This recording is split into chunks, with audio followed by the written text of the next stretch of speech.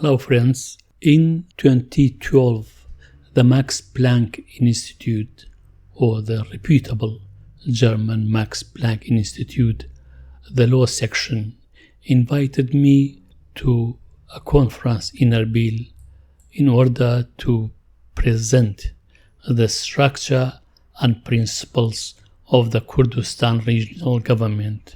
I presented my paper in Erbil in the presence of high-profile and reputable individuals and organizations in Erbil.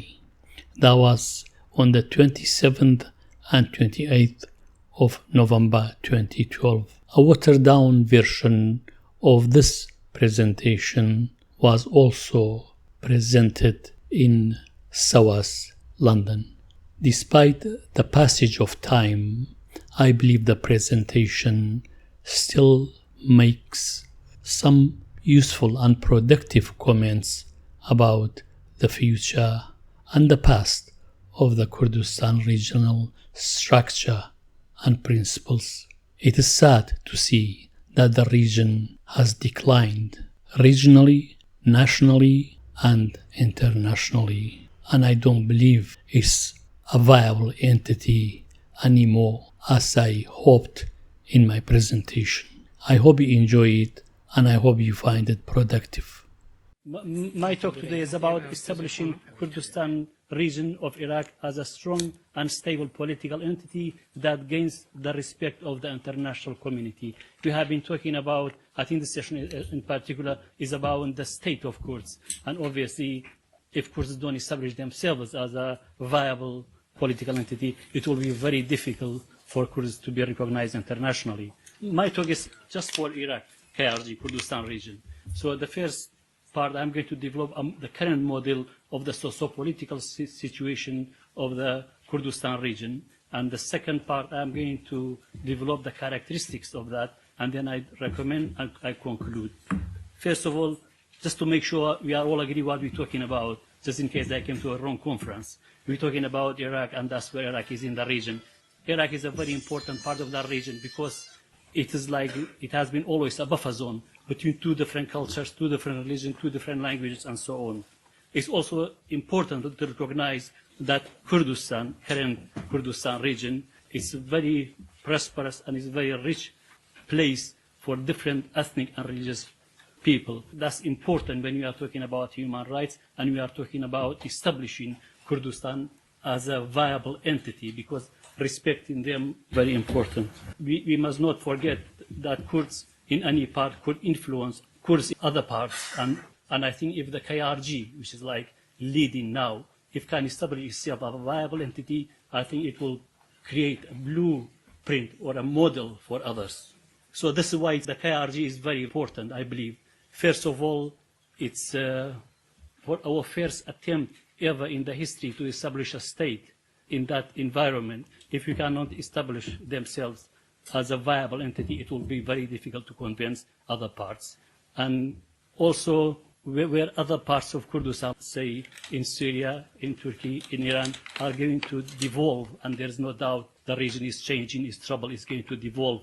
And if KRG is not providing that model that they can copy, it will be very difficult for them also, so it won't be helpful. And let us not forget the KRG is very powerful in Iraq, and after 2003, when the government of Saddam Hussein ousted, the Iraqi Kurds are one of the pillars, if the Shia is the other one, because Sunni were absent in that arena in 2003.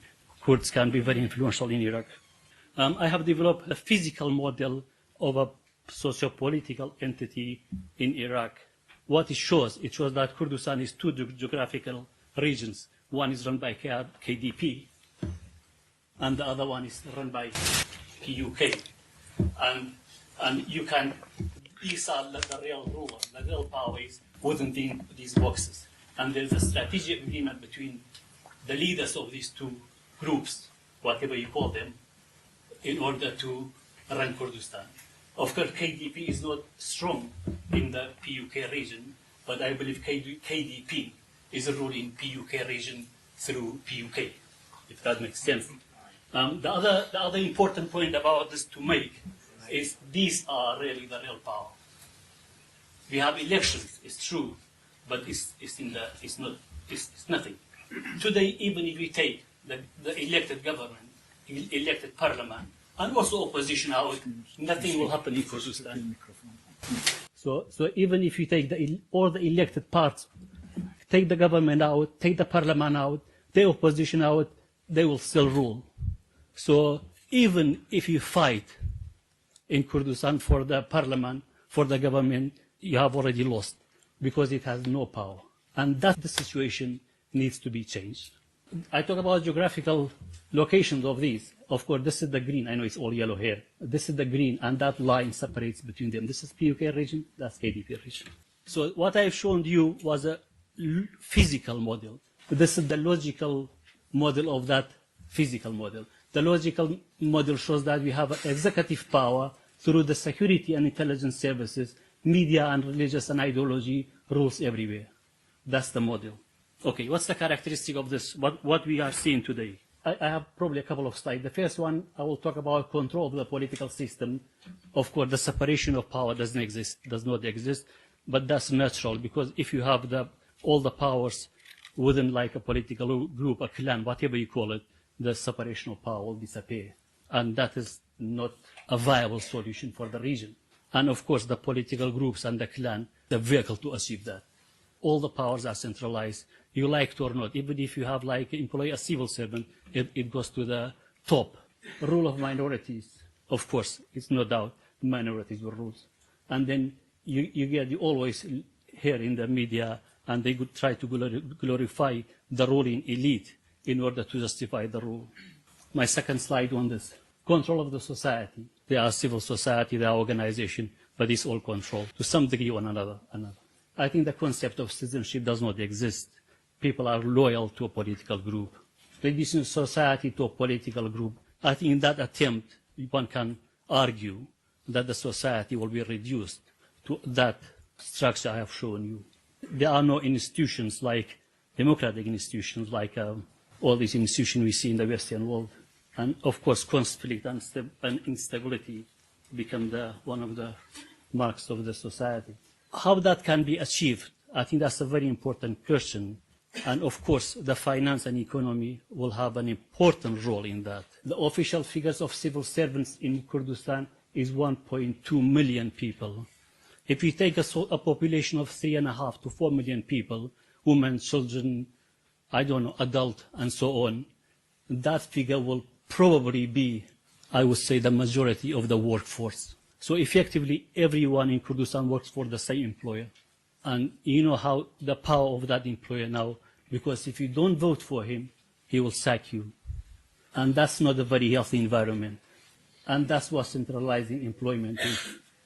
And by the way, that 1.2 million, that's an official figure, is only civil servants that directly report to the authorities, not people working for companies owned either by the authorities or by people close to them. So this is the model. You have this, you have a political elite through all these ruling, and then the society in a way turns into that, which is not healthy.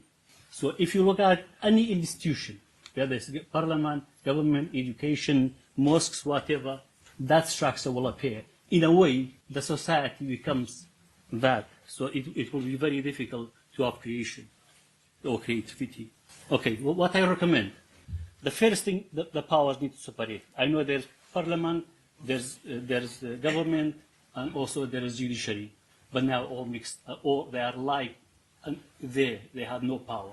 It's vital for them to be elected and to be separated. Now, the president of Kurdistan and the parliament and the judiciary and also executive power, which is the government, is all mixed up. Because these are elected, and this one is elected. And the president of Kurdistan have every power. Have power of judiciary, have a power executive, and also can reject law, can legislate law, and so on. And that's a very confusing situation. And it's important to facilitate, maybe by law, okay, environment for the opposition to flourish. Instead of opposition trying to get into that little tiny box there, which has no power, it has to be right there, helping. Of course, judiciary is vital. Judiciary, the way now is part of the government, part of the authority. And by government, I don't mean state, I simply mean government. And I have shown those two boxes. Those two boxes mainly, there are a lot of small boxes in those two boxes that they have the power of judiciary, and they shouldn't. That's what you do. You make sure the judiciary is independent and stand as a separate power from the others, and that is not interfered with. Okay, and it is also important for the judiciary professionals to be independent politically, not the way it works now. You have to belong to a political group in order to become a judge. That doesn't work. And there are many organizations and bodies that they have a functional judiciary, such as Parastan, such as Gaizaniari, such as Terror, and so on. The list will go on. We don't have time here. But they must not have the judiciary function. And it's not, judiciary wouldn't work if the region is militarized. You have to demilitarize the society in order for judiciary function. They go hand by hand. When everybody is part of some sort of armed group or militant group or somebody's guards, and nobody knows whose role is, and that is really when the confusion starts. So you have to reduce the security forces into a manageable size, and they must be placed under the government. The elected government knows those two boxes. This little box here, but you have to push it up, and that's vital. And now the political groups, the clans, they all have intelligence services and, I don't know, militia, so on. They have to be eliminated if you want to establish yourself as a viable entity in the region. Finance is vital. Without finance, that machine we have seen is not going to function. And how do you do that? I believe you start from first liberalizing the economic and finance. Maybe you start with oil. You create many small functions, and government only regulate the economy and finance, not control it, not create companies belonging to clans and authorities, create all these different companies in order to rule. The economy, finance has to be independent. It has to be a power on its own. And you have to make sure there are no firms owned by all these different members of the elite ruling political groups. Civil servants. Having the entire people working for the government is not healthy. You simply kill creativity, and you're not going to allow the region to flourish. You have to create private companies, independent companies, independent finance in order for the region to function. So you have this, and I already talked about these. So this is probably a more healthier model, where you have the three powers in the middle, you have others around, independent. And I've been talking a lot about civil society. By civil society, I mean, for example, if you take the UK, when the government probably makes a decision about homeless people, shelter will have an input to that. By that I mean the civil societies work closely with the authority in order to run the affairs of the society. Establishing rule of law, it's vital for all those ethnic groups I've shown and everybody else to be equal. And you have to honor those. I think if you want to be respected in the national arena, and of course media is vital. Now media is a political tool to control, that has to disappear. And that's my last statement. The only way for Kurdistan to establish herself as a strong political entity and to pursue the rights of self-determination is to build a democratic civil society that is based on freedom and rule of law. And thank you for your attention.